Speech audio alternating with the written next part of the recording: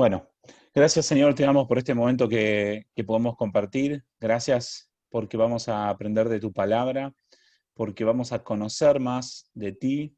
Gracias porque sabemos que está tu Espíritu Santo guiando nuestras vidas y ayudándonos a comprender la palabra de Dios, ayudándonos a comprender sobre Cristo, Señor, que es el tema que estamos tocando en este tiempo. Señor, quiero pedirte que toques nuestros corazones profundamente con tu palabra, con cada enseñanza.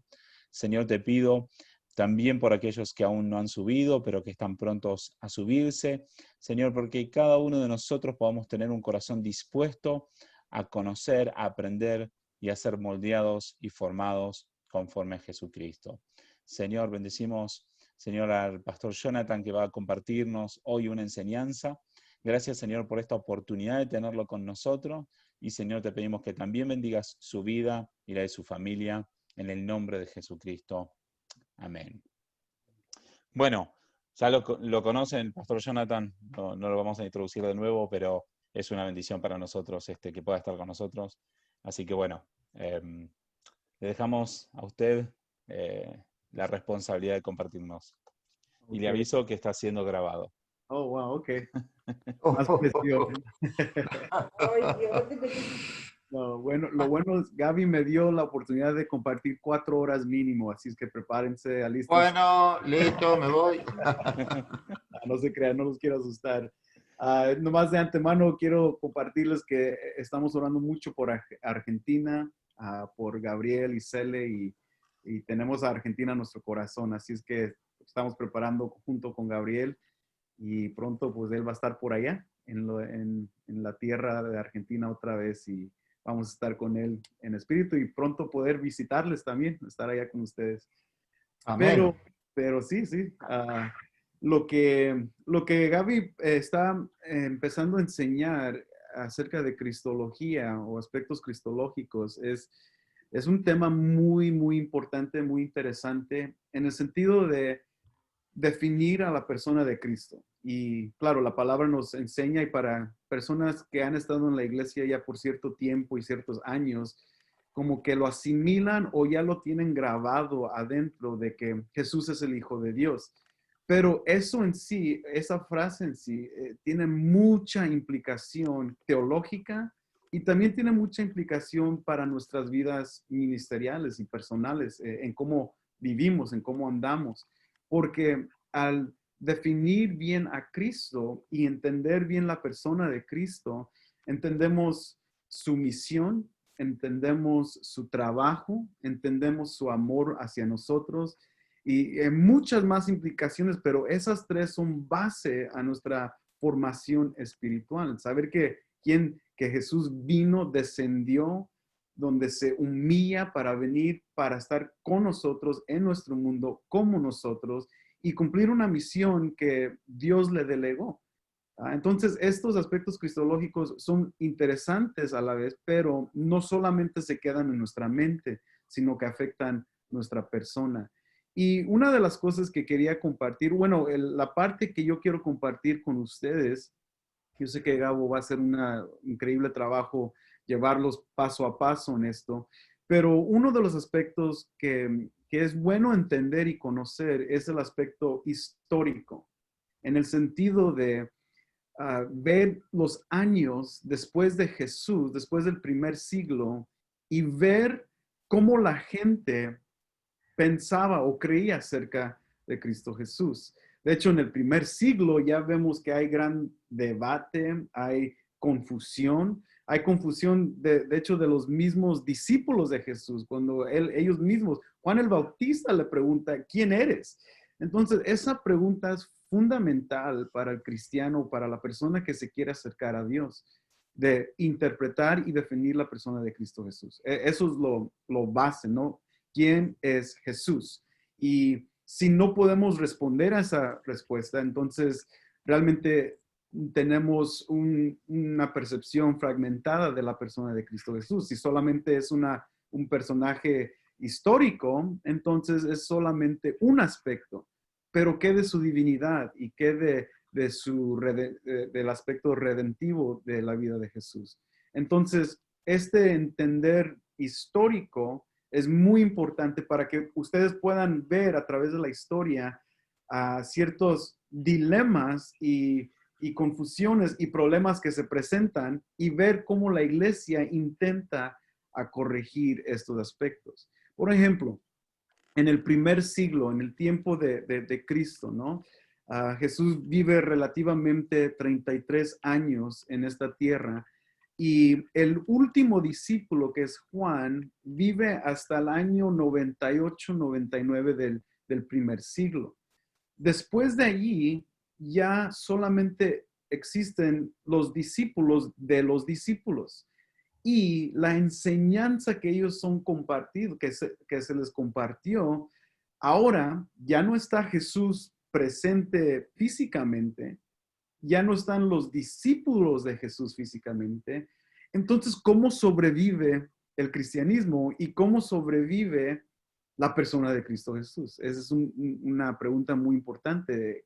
Y el pensar o la creencia correcta de la persona y trabajo de Cristo Jesús. En sí, después del primer siglo, empiezan unos debates increíbles en la historia de la iglesia que causan mucha división, que causa mucha herejía y realmente si no lo entendemos, muchos de nosotros podemos caer en esas mismas herejías sin saber de lo que estamos hablando. Y principalmente, inmediatamente después del primer siglo, aún en el primer siglo, tenemos el debate y la pregunta de la persona de Cristo Jesús. En el primer siglo, para no meternos muy al fondo en esto, pero en el primer siglo hay relativamente tres herejías medias que están empezando a florecer y causando mucha división y confusión dentro de la gente de la iglesia. Una de ellas es el inicio del gnosticismo y esta creencia del logos, o sea, la sabiduría de Dios que empieza a sustituir la voluntad de Jesús. Y esto se va a florecer en el siglo III y IV, pero el gnosticismo está en sus inicios y empieza a traer esta creencia de la sabiduría de Jesús, separándolo completamente de la voluntad de nuestro Señor Jesús y de su persona. Empieza Discúlpame, también. discúlpame que te interrumpo, pero creo que sería muy bueno si podrías explicar en pocas palabras qué es el gnosticismo. Creo que eso sería muy Sí, útil para todos. el gnosticismo en su base fundamental es la creencia en el logos. Este es la sabiduría del Dios eterno. O sea, que no es Jesús y no es Dios, sino que es la sabiduría de Dios. Y el logos es el que creó todo la química del mundo, ¿no? Todo el universo y formó todo el universo. Hay muchas otras cosas medias raras, ¿no? Que también el logos formó. Diferentes les llaman dioses pequeños que tienen relaciones y forman a ciertas personas y a ciertos dioses, pero en sí, a la base del gnosticismo es este aspecto del logos. Y es lo que muchos del primer siglo empiezan a creer que Jesús tenía dentro de él. Entonces, a grandes rasgos, hay mucho más, o sea, esa es una clase completa, pero a grandes rasgos es el logos.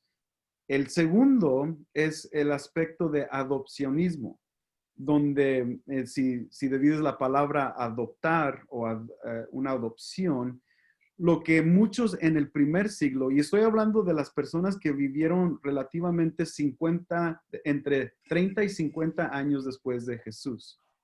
Estas personas empezaron a figurar a Jesús y interpretar a Jesús de una manera que Dios el Padre adoptó a la figura de Jesús, hombre, cuando fue bautizado. O sea, ahí en el bautismo de Jesús, como lo leemos en los evangelios, Dios el Padre se compadece con él y le dice, este es mi buen hijo. Y es ahí donde ellos creen que cuando desciende el Espíritu Santo, desciende sobre él, allí ellos creen que Dios adopta a la figura de Cristo, que antes solamente era un hombre, y allí es donde deposita todo lo que Él es en Cristo Jesús. Eso fue una interpretación acerca de la persona de Jesús. Claro, los evangelios y Pablo y Pedro y todos los demás nos enseñan completamente diferente, pero ya empezamos a ver que hay un dilema. ¿Cómo interpretamos a Jesús? ¿Qué es lo que pensamos acerca de Jesús? Otra de las creencias que estaba creciendo también es acerca de, le llaman patripasionismo, donde el Padre sufre en la cruz y no el Hijo. Jesús solamente, la persona física de Jesús colgó en la cruz, pero fue el Padre que recibió y que sufrió en vez de él. Y en esa parte, pues podemos ver todas las dificultades de eso, cómo es que Dios sufre y Jesús no sufre, pero muchas personas creían que como Jesús fue un simple hombre, no pudo él traer redención a la humanidad si no era Dios. Entonces, para tratar de arreglar esto, incluyen que el Padre Celestial fue el que sufrió en vez de Jesús. Hay muchas dificultades que ya estamos viendo dentro del primer siglo. Y hay más, pero a grandes rasgos son esas las que se están levantando y se están haciendo muy popular y famosas dentro de la gente. El peso aquí es cómo vamos a dirigir a la gente o cómo la gente del primer siglo va a sobrevivir creyendo en lo que los apóstoles creían y lo que el Antiguo Testamento profetizaba acerca de Jesús. Y esto se mantiene vivo y correcto y alineado de la manera ortodoxa, la manera correcta de pensar teológicamente de Jesús, con las enseñanzas del mismo Cristo. Por eso la palabra de Dios es muy importante para estudiar, asimilar y creer en ella, porque si no la estudiamos, caemos en estos dilemas donde él dice esto, ella dice esto, ellos creen esto y todo el mundo está confundido. Tenemos que regresar a las escrituras y leer y asimilar lo que la palabra de Dios nos enseña acerca de la persona de Cristo Jesús. Ahora, después del primer siglo, entonces entramos en obviamente el segundo, tercero, cuarto, pero entramos en una base muy difícil para la iglesia.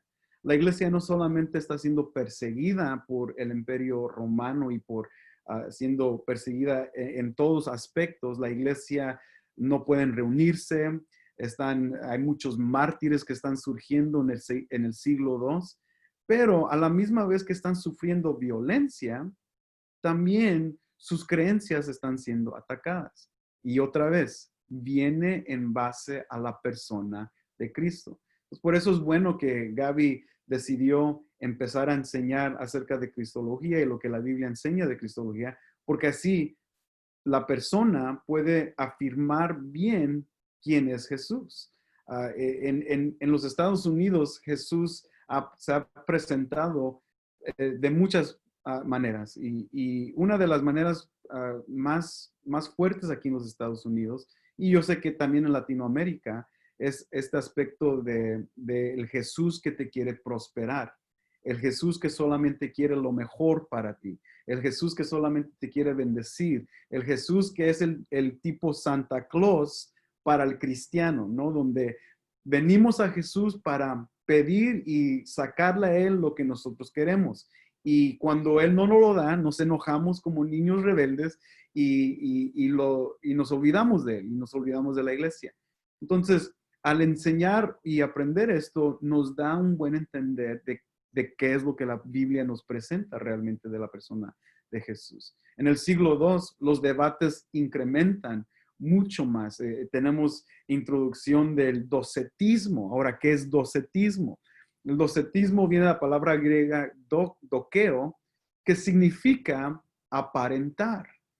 O sea que muchos empezaban a decir desde el primer siglo, pero en el segundo siglo empieza a crecer, que Jesús solamente aparentaba ser hombre o aparentaba ser una figura humana, pero no lo era. Era como un fantasma. Si has visto películas de fantasmas y cosas así, es lo que mucha gente creía por todo lo que él hacía.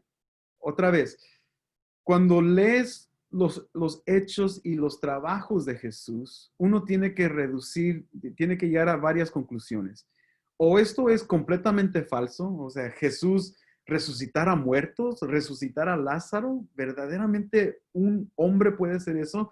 Jesús literalmente puede escupir en el lodo y sanar a alguien que no puede ver. Jesús puede sanar a un leproso. ¿Esto puede ser verdadero?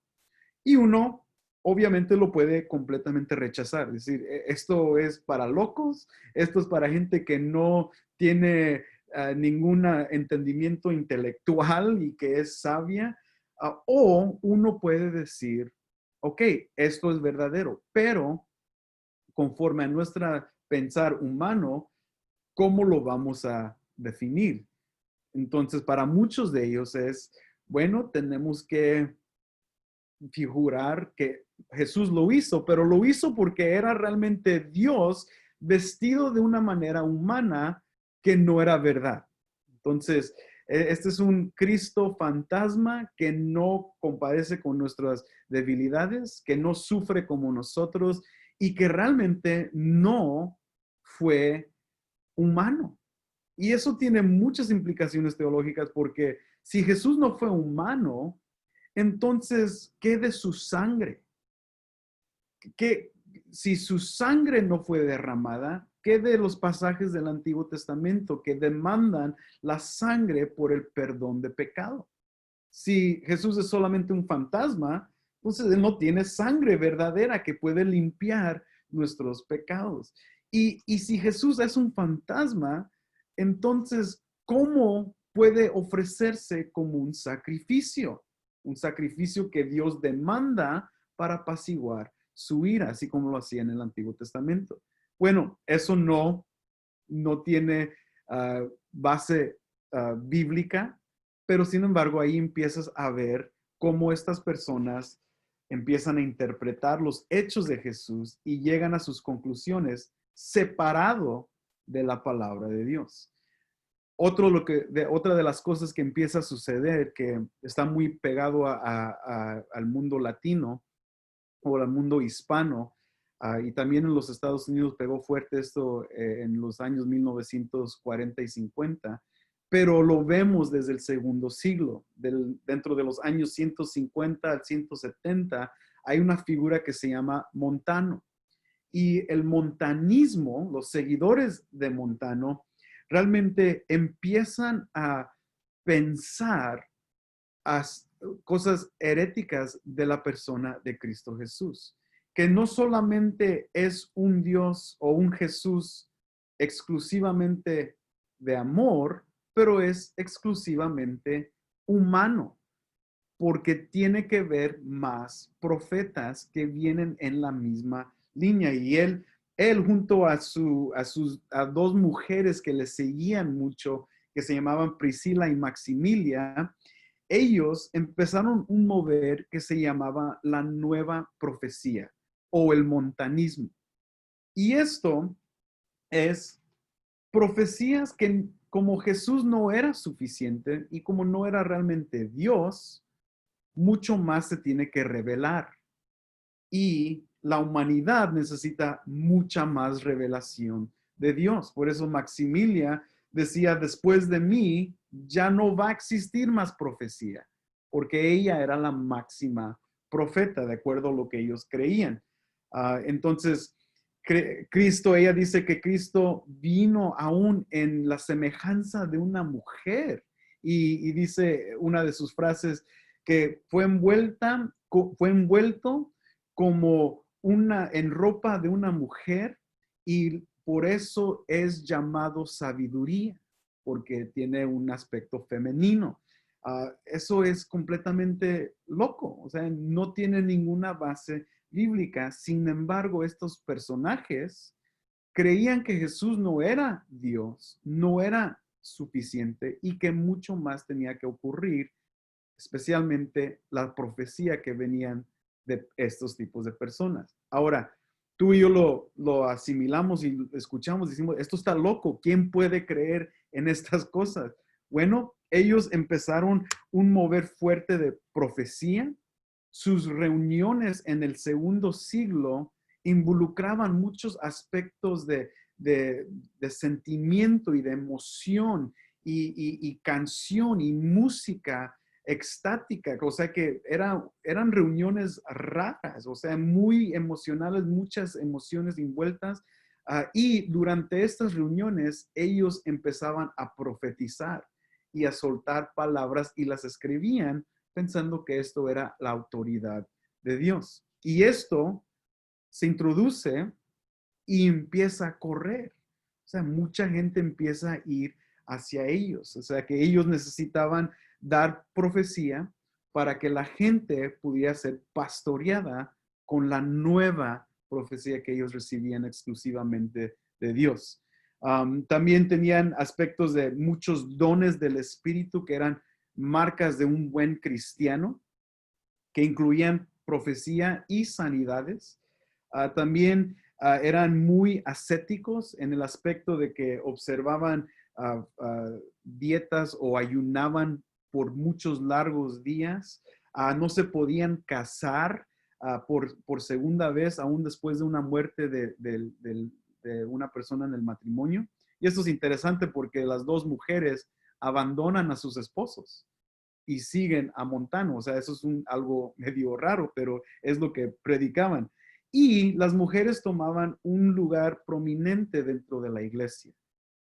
Ahora, esto lo vemos constantemente en el mundo carismático del día de hoy, en el mundo pentecostal, donde la profecía es algo fuerte en estos moveres, pero tiene sus orígenes en el segundo siglo. Todo porque Jesús fue mal interpretado. O sea, la razón por cual les estoy explicando estas herejías o cosas que se están dividiendo o sacando de la palabra de una manera divisiva, es para entender que todo esto ocurre cuando no hay un entender de quién es la persona de Cristo Jesús. Y no para allí. Cuando llegamos años después, 100, aún 200 años después, en el siglo IV, tenemos, yo creo que todos han escuchado acerca del emperador Constantino. Y Constantino es famoso en el aspecto porque él legaliza por primera vez el cristianismo en el Imperio Romano. En el año 313, el emperador Constantino trae una legalización del cristianismo. Ahora, ponte a pensar, casi 300 de los años de Jesús, unos 280, 290 años de constante persecución de los cristianos. Los quemaban vivos, los metían a ser comidos por los leones, por los osos. O sea, era constante sufrimiento. Y ahora, en el año 313, Constantino ya lo legaliza y en el año 325 se da cuenta que su imperio está dividido. Hay dos grupos prominentes dentro de su imperio. Y como todo un buen emperador, no le gusta que haya pleito dentro de su imperio, ¿no? Él quiere la unidad. ¿Por qué? Porque eso también va a traer unidad política, va a traer más dinero y más bendición al imperio. Las dos divisiones que estaban fuerte en el siglo IV eran en el aspecto del arianismo.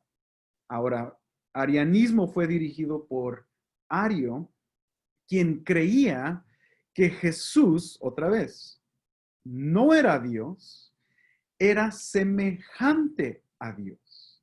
O sea que era de una en el latín la sustancia era semejante, pero no igual a Dios. Y eso tiene mucho que ver porque lo que Ario predicaba es que hubo un tiempo cuando Jesús no era.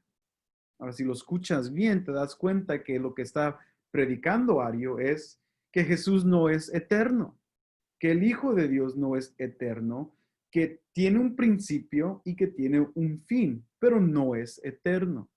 Y si Jesús no es eterno, entonces, ¿quién estuvo con Dios cuando formó los cielos y la tierra? Entonces ahí empezamos a ver problemas ocurriendo dentro del arianismo que empezó a voltear a muchos en el Imperio Romano y en el mundo cristiano que estaban siguiéndolo, creyendo estas mismas cosas. Cuando llega el año 325, algo importante sucede. Constantino, el emperador Constantino, junta a todos los ortodoxos que dicen, no, Ario está mal, Jesús sí es eterno y Jesús sí es Dios. Y con todos los que seguían a Ario, que era más popular, toda la gente que seguía a Ario, y mucho más seguían a Ario. Sin embargo, por la pura gracia de Dios, en el año 325, el emperador Constantino afirma lo que se enseña como un credo de Nicea. El credo de Nicea afirma todos los aspectos cristológicos que la Biblia afirma para traer claridad. Ahora, se los quiero leer brevemente y perdón mi español si fallo con estas palabras, pero nomás para que lo escuchen y un día Gabo se los puede mandar o ustedes mismos lo pueden meter en Google, el credo de Nicea. Y ahorita voy a explicar su importancia, pero quiero que lo escuchen para que vean el énfasis que le dan acerca de la persona de Cristo. Dice así el credo: creo en un solo Dios, Padre Todopoderoso, Creador del cielo y de la tierra, de todo lo visible y lo invisible. Creo en un solo Señor, Jesucristo, escucha, Hijo único de Dios, engendrado como unigénito del Padre, es decir, de la sustancia del Padre. Allí está aclarando el credo que no es una sustancia similar, es de la misma sustancia del Padre, nacido del Padre antes de todos los siglos, Dios de Dios, luz de luz, Dios verdadero de Dios verdadero, engendrado, no creado. Ahí otra vez en contra de Ario. Ario dice que fue creado y aquí el credo nos está enseñando que no.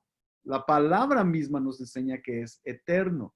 Y sigue el credo, no creado, consubstancial al Padre por quien todo fue hecho, que por nosotros los hombres y por nuestra salvación bajó del cielo y por obra del Espíritu Santo se encarnó de María, la Virgen, y se hizo hombre, y por nuestra causa fue crucificado en tiempos de Poncio Pilato, padeció y fue sepultado y resucitó en el tercer día según las escrituras y subió al cielo y está sentado a la derecha del Padre.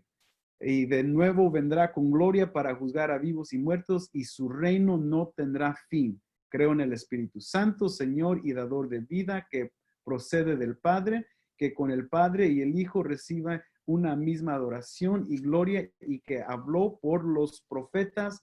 Creo en la iglesia, que es una santa universal apostólica. Confieso que hay un solo bautismo para el perdón de los pecados. Espero en la resurrección de los muertos y de la vida del mundo futuro. O sea, a grandes rasgos, lo que está enseñando el credo está afirmando lo que la palabra de Dios nos ha enseñado acerca de la persona de Cristo. Ahora, en el mundo evangélico hay un poco de rechazo, o no rechazo, pero un poco de especulación cuando hablamos de credos, de confesiones, de catecismos, porque creemos que eso solamente existe en la Iglesia Católica Romana. Esos son aspectos de la Iglesia Católica Romana, porque no los conocemos muy bien. Ahora, quisiera tener el tiempo de hablar de cada concilio ecuménico que suceden en los primeros 1000 años de la iglesia, pero de los 7 concilios ecuménicos que suceden, 6 de ellos tratan con cristología. En el concilio de Calcedonia del año 451, ahí también hay otro credo que tiene que ser introducido a la iglesia para mantener la creencia ortodoxa de la persona de Cristo Jesús. Y ese credo, no se los voy a leer porque aquí nos tardamos otra media hora, pero este credo enfatiza la naturaleza de Jesús, que no solamente fue Dios, pero también fue humano. El credo de Nicea enfatiza la divinidad de Jesús. El credo de Calcedonia enfatiza su humanidad. Entonces, entender esos dos significa que podemos tener un buen balance de creencias sobre la persona de Cristo Jesús. Ahora, antes de seguir adelante, sé que es mucha información. ¿Habrá una pregunta o duda al respecto de los credos?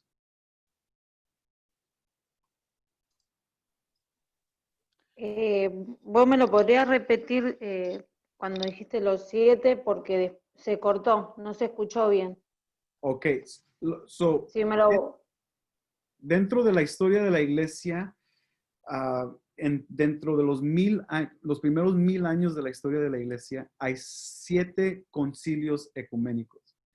Lo que hace Constantino, él hace el primero después del primero que vemos en la Biblia. Si hay personas que han leído la Biblia detrás para adelante, se dan cuenta que en el libro de Hechos capítulo 15 hay un primer concilio. Y es cuando reúne la iglesia del Nuevo Testamento y se reúnen para hablar acerca de qué hacer con estos gentiles que se están convirtiendo y siendo aceptados por Dios. Entonces hay muchos problemas con eso y se quieren figurar qué van a hacer. Después de ahí, casi 300 años después, hay otro concilio, que es el de Nicea, donde empiezan a hablar de estos aspectos teológicos. Y de allí hay otro en el año 381, hay otro en el año 451, hay otro en los años 500 y 600, hasta el año 780, diferentes concilios que tratan con diferentes aspectos, pero todos casi están tratando con la persona de Cristo, para clarificar y mantener un punto de vista ortodoxo acerca de quién es la persona de Cristo Jesús. Entonces, la razón por cual estas confesiones son importantes, luego en los tiempos medievales y también en los tiempos de los reformadores, después del año 15 y 16 y 17, sale muy popular tener confesiones, ¿no? La confesión de Westminster, confesiones dentro de las iglesias para otra vez afirmar creencias de la persona de Cristo y también empiezan a afirmar creencias de la autoridad de la Biblia, de la iglesia y del bautismo y de los sacramentos. Y esto es para poner una barrera, pero para poner unas buenas líneas de protección de la ortodoxia, porque en esos siglos también empiezan muchas personas a desviarse, no saben qué creer, no saben, o se están yendo con diferentes herejías que son muy mal y que no tienen base bíblicas. Entonces es por eso que las confesiones, junto con los catecismos y confesiones, son muy importantes para mantener un buen orden de lo que se cree. Pastor, Sí. yo no sé si entra lo que le voy a preguntar dentro de los credos, ¿no? Pero yo necesito, aunque me lo pueda simplificar, ¿por qué para nosotros que creemos en Cristo es nuestro Salvador y es Dios por la eternidad y no para los judíos?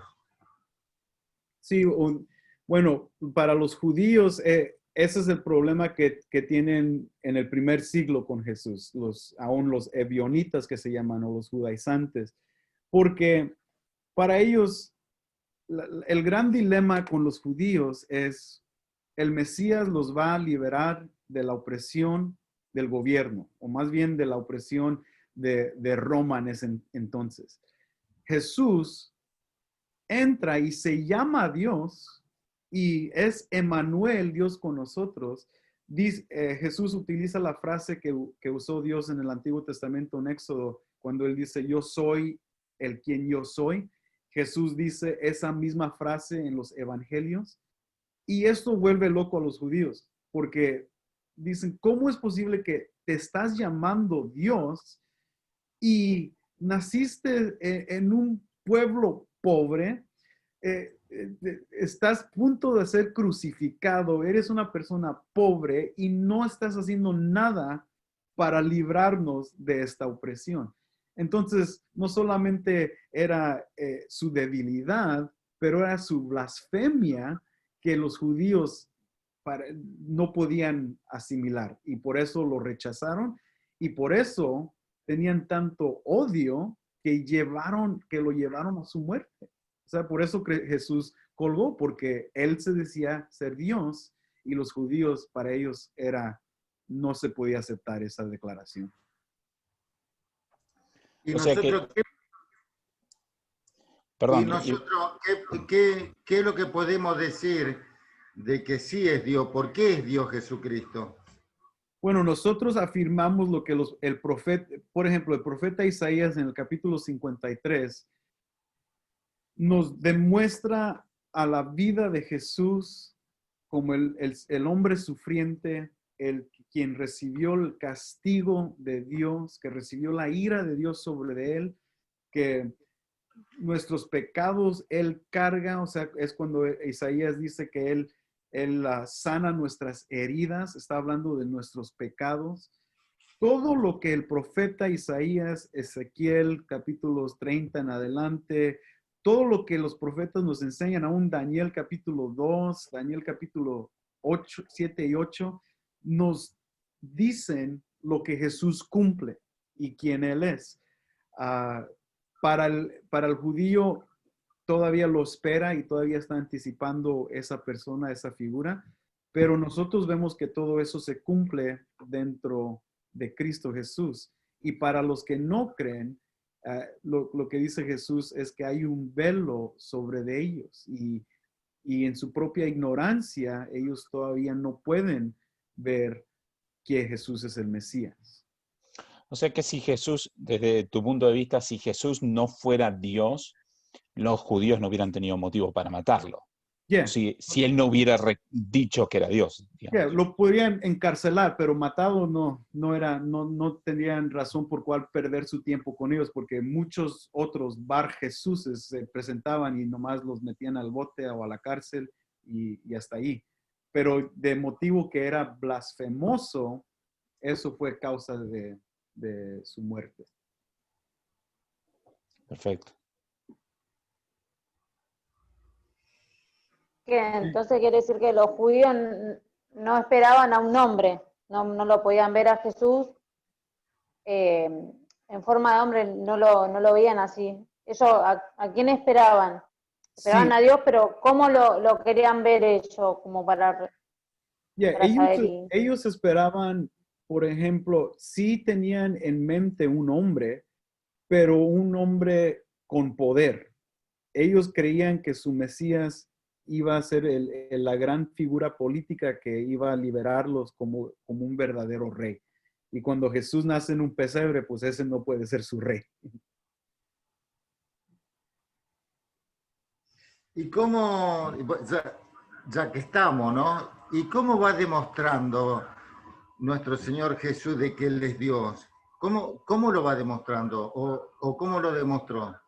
Bueno, en los evangelios lo que vemos es las señales que Él da, ¿no? O sea, en primer lugar, cumple las profecías, y Él mismo cita las profecías. De hecho, en Lucas capítulo 1, la primer predicación que Él tiene está citando al profeta Isaías, afirmando quién él es, que ahora él es el que está aquí para introducir las buenas nuevas y para liberar a los cautivos y para sanar a los enfermos. Entonces, él inmediatamente utiliza la palabra de Dios, que era de los judíos, para afirmar su persona. Y luego, no solamente usa eso, pero también el poder del reino en el aspecto de sanidades, de señales y prodigios y milagros, pero no para que la gente solamente confiara en esas obras, sino que las señales servían para regresar su mirada al quien está haciendo las señales para creer en él y no solamente las señales. Es lo que, de hecho, en los domingos estamos estudiando Juan y Juan en los primeros 6 capítulos vemos grandes obras y señales y milagros que hace Jesús. Convierte el agua en vino, le da agua, le dice toda su vida a la mujer samaritana, le da de comer a más de 5,000 personas y sana al paralítico que está por la alberca o las aguas. Y todo esto es para señalar que Él es el Hijo enviado, que Él es el Dios poderoso vestido de hombre. Pero los judíos y todos los discípulos o los que se creían discípulos lo estaban siguiendo solamente por las obras que hacía y no porque estaban señalando quién Él era. Entonces eso es lo importante de Jesús cuando Él empieza a hacer esas obras para afirmar quién Él es. Amén. Y la máxima expresión de eso es en su cuando Él resucita. O sea, Él no solamente muere, pero resucita y se demuestra en frente de muchas personas por más de 30 días. Está vivo y caminando entre las multitudes. Eso fue lo claro. Si es que había alguna duda, bueno, ¿qué más que eso, no? Pues y esto, amigos de Argentina, esto es histórico, teológico, lo que les estoy compartiendo. No utilicé mucho las escrituras el día de hoy. Yo sé que Gabo está enfocándose fuerte en pasajes bíblicos de cristología y mucho de esto Gabo lo va a clarificar un poco más. Pero quiero que ustedes entiendan que la persona de Jesús, ese es el punto de partida. Si no conocemos a Jesús como Él quiere ser conocido, entonces vamos a tener una mala interpretación de la persona de Jesús. Por eso en nuestras conversaciones con incrédulos, no es en base de todo lo que conocemos o de argumentos filosóficos o argumentos al nivel solamente de nuestra mente. Es realmente introducirles a la persona de Jesús. Ellos deben de saber, y tú y yo debemos de saber, que Cristo desciende del cielo para cumplir una misión dado a Él por medio del Padre, para perdonar a los pecadores, la cual tú y yo somos de ellos, y somos testigos del poder de Dios en que Él nos ha perdonado y nos ha rescatado y nos ha redimido. Ahora, si el que no cree en Dios no puede captar ese aspecto de que Jesús vino para redimirlo de sus pecados, entonces ahí ya no más podemos, o sea, no hay más o otra forma que lo podamos atraer al evangelio. No es que no podemos solamente decir las cosas buenas, ¿no? De que Jesús te ama, Jesús piensa en ti, Jesús te quiere bendecir, te quiere hacer rico, porque en sí no es la razón primordial por cual Jesús vino. Jesús vino como Dios y vestido de forma humana para rescatar a la humanidad de sus pecados. Y si eso no lo podemos entender, entonces vamos a tener un evangelio que es muy débil porque pone todo el sujeto sobre nosotros, pone todo el énfasis sobre el que recibe en vez del que da. Entonces eso es lo importante de tener una buena cristología. Y esto yo sé que es una introducción otra vez larga o una introducción puede ser breve de argumentos dentro de la historia de la iglesia, pero es importante de que ustedes lo vean, que gente ha pensado muy diferente acerca de la persona de Jesús por todo el inicio después de que él nació. O sea, esto es algo que se ha argumentado constantemente y gente se ha desviado por diferentes caminos. Por eso tenemos ahora, hoy en día, testigos de Jehová, mormones y muchas otras religiones que solamente creen que Jesús es una figura humana, buena y amorosa, pero es solamente hasta ahí llega. No es Salvador, no es Redentor y no perdona pecados. Y si Jesús no puede perdonar pecados, entonces Jesús no es Dios. Y estas confesiones, credos que la iglesia desarrolla a través de los años nos sirven, pero no están agregando nada a la palabra de Dios. A veces tenemos muchas reservaciones de credos como el credo apostólico o diferentes credos como el de Nicea o de Calcedonia, porque decimos, no, yo solamente quiero la palabra de Dios. Aunque eso es bueno, estos credos nos ayudan a simplificar estas creencias para poder asimilarlas un poco mejor. Por eso los reformadores en el siglo XVI, cuando tienen que rescatar literalmente toda la iglesia de las manos de Roma, ellos como Calvino y Lutero tienen que empezar a tener catecismos. O sea, tienen que enseñar a los niños hasta los adultos lo que es la verdadera enseñanza de la palabra de Dios. Y esto lo hacen de maneras de preguntas básicas, pero es ahí donde encontramos una fuerte base de creencias, pero nunca añadiendo a la palabra, ni quitando a la palabra, sino como un poco de un comentario a las cosas que la palabra de Dios ya enseña. Y pues yo puedo hablar muchas horas más de esto, pero creo que con eso, a grandes rasgos, podemos entender el aspecto histórico, teológico acerca de cristología y espero que les haya servido un poco.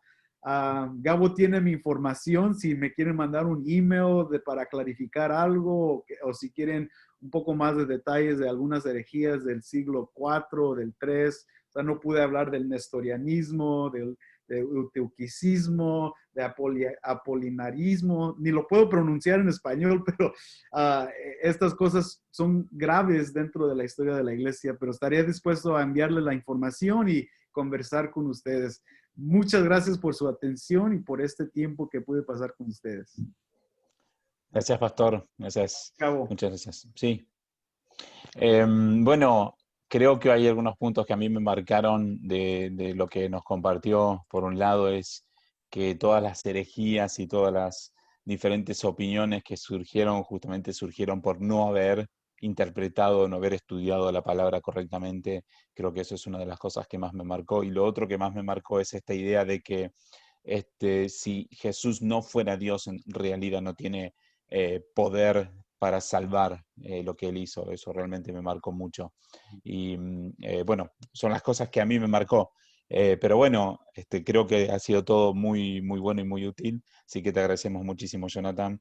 Vale aclarar de que el idioma principal de él es el inglés, así que hablando en español no es su idioma principal y lo hace muy bien, pero bueno. Gabo tiene que sufrir cada domingo con mi español. Sí. La única palabra que hoy usó que no es argentina es la de alberca, que sería la pileta o la piscina para nosotros, pero bueno, todo lo demás se entendió perfectamente. Así que creo que ha sido muy bueno. No sé si alguno tiene alguna pregunta más o algún comentario sobre lo que nos enseñó el pastor. No, yo por ahí, si hay algo más, yo lo quiero aprovechar al máximo al pastor, ¿no? Claro que sí.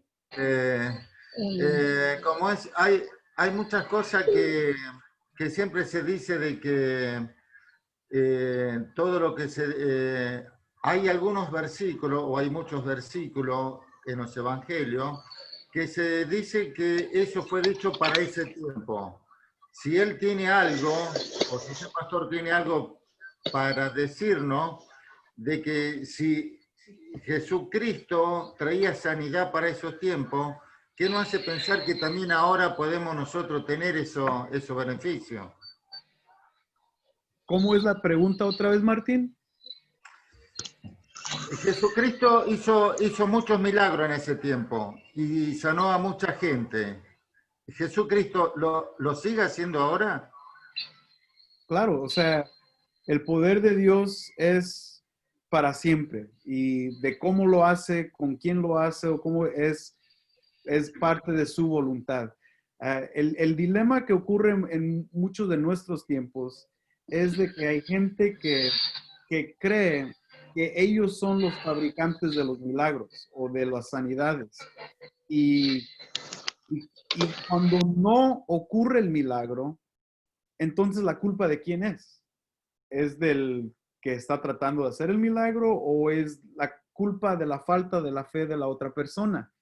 Pero cuando vemos los milagros que Jesús hace a través de la historia del Nuevo Testamento, o sea, no importaba la fe a veces de los quien sanaba. Y de hecho la fe de los que le seguían era más importante de la fe que ni los que creían en él.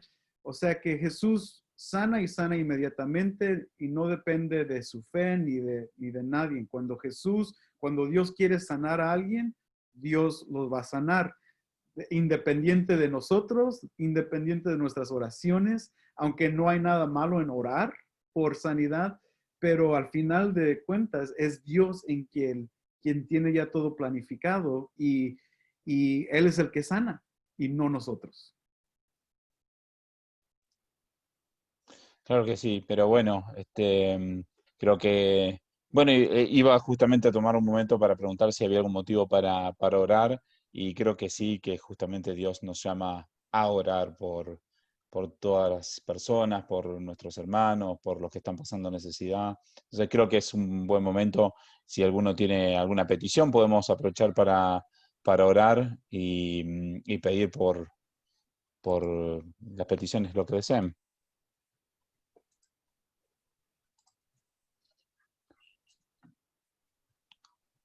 ¿Le estás hablando? Ahí está.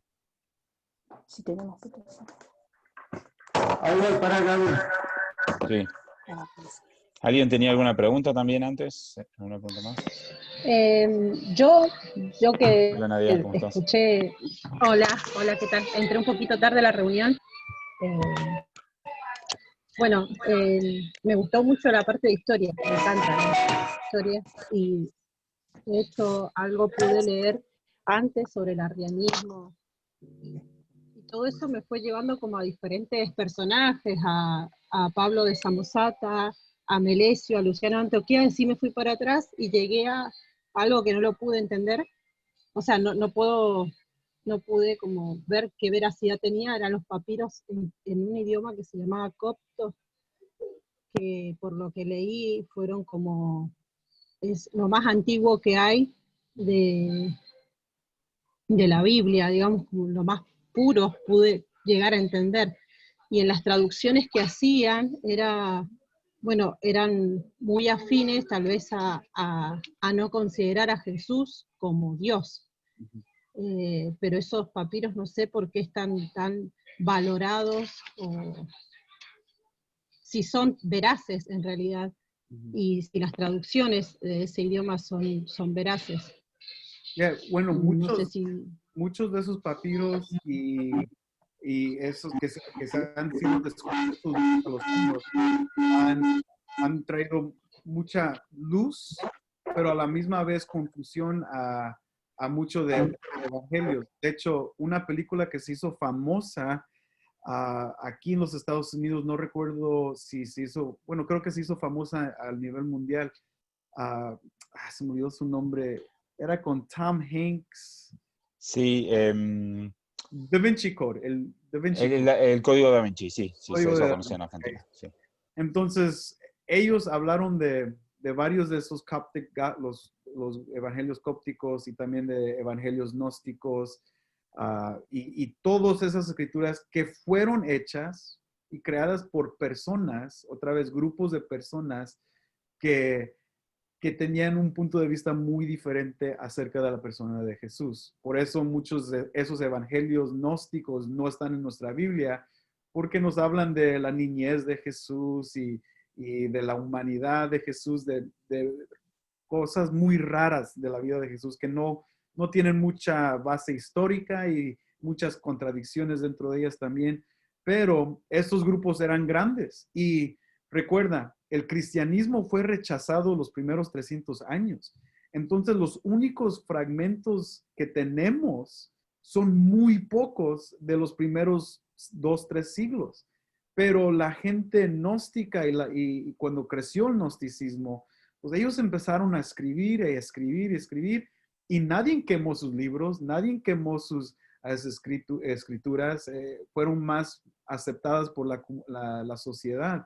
Entonces tenemos mucho más de lo que ellos han escrito que, por ejemplo, los padres de la iglesia, en el primer Irineo y Policarpio, no tenemos muchos de esos escritos porque fueron quemados, no fueron aceptados por la sociedad. Entonces tenemos mucho más que sí son antiguos y por eso la gente cree que es veraz y que son traducciones muy importantes. En el aspecto histórico, sí, pero no en el aspecto acerca de la presentación de Jesús, porque tienen muchas divisiones en cómo ellos creen acerca de Jesús. O desviaciones, perdón.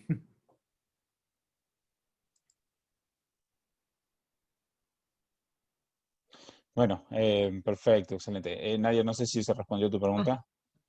Muchas gracias. Perfecto. Sí, estaba contestando y tenía el micrófono. Sí. Ok, activado. excelente. Gracias. Buenísimo. Bueno, si hay alguna petición para orar, podemos orar. Si no, bueno, vamos a aprovechar para orar y despedirnos.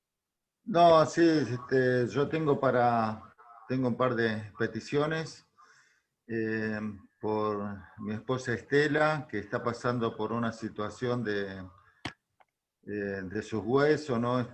Y de su estómago, que tuvo como 2 o 3 meses en cama, y por la pandemia que estamos viviendo acá, por los hospitales de acá de Río Gallego y bueno, de toda la Argentina, por los terapistas que están renunciando porque no llegan a un buen acuerdo salarial, y por uno de mis hermanos, Antonio, que está acá presente, que está pasando una afección complicada en su salud, y ¿cómo es? No solamente que es complicada, sino que se están trabando los estudios, los médicos, todo esto por la pandemia. Ya hace 6 meses que está trabado y que, bueno, se fue destrabando, pero en este último tiempo. Así que yo pido también oración por él, ¿no? Por sanidad y bueno. Claro que sí. Bueno, vamos a aprovechar para orar entonces. Señor, nos ponemos en tu presencia, dándote gracias por todo lo que hemos aprendido, gracias por el pastor Jonathan que nos ha compartido, Señor, de todo lo que él sabe, de todo lo que ha podido aprender y estudiar y conocer. Te damos gracias por su vida y gracias por esta enseñanza. Pero Señor, también estamos delante tuyo para pedirte primero por Estela, Señor, por su cuerpo, por todo dolor, Señor, en sus huesos, Señor, o aún en su estómago.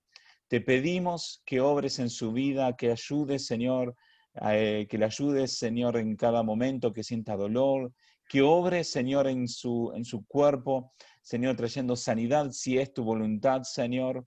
La ponemos en tus manos, porque sabemos que es tu hija, Señor, que tú la amas, Señor, y por eso queremos pedirte que obres para que ella pueda sentirse mejor y no tener estos dolores. Señor, también te pedimos por Antonio, Señor, por esta afección que él tiene.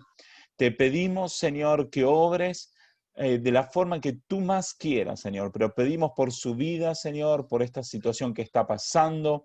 Señor, confiamos en que tú eres un Dios bueno, Señor, que amas y que cuidas a tus hijos. Señor, bendecimos su vida, bendecimos su corazón. Señor, te pedimos que tu palabra también toque su corazón, transforme su corazón y le dé fuerza, lo levante, le dé ánimo, Señor, y por sobre todas las cosas, él pueda reconocer tu poder y tu grandeza. Señor, gracias por todo lo que hemos podido compartir. Gracias por cada uno de los hermanos que hoy pudieron escuchar, Señor, y todo lo hacemos para tu gloria, para tu honra y para levantar tu nombre en alto, en el nombre de Jesucristo. Amén. Amén. Bueno, hermanos, muchas gracias a todos.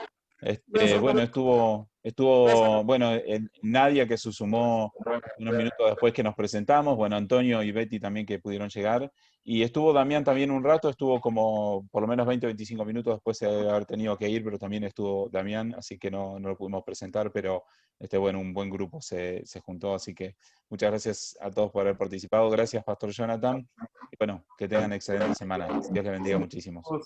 Gracias, Pastor Jonathan. Pastor Jonathan. Saludos, esposa. Nadia. En Argentina pronto. Claro que sí. Nos vemos pronto. Muchas bendiciones, saludos a los hermanos por Chao, allá. chao. Claro. Saludos. Chao, Malvina. Chao, Celia. Chao.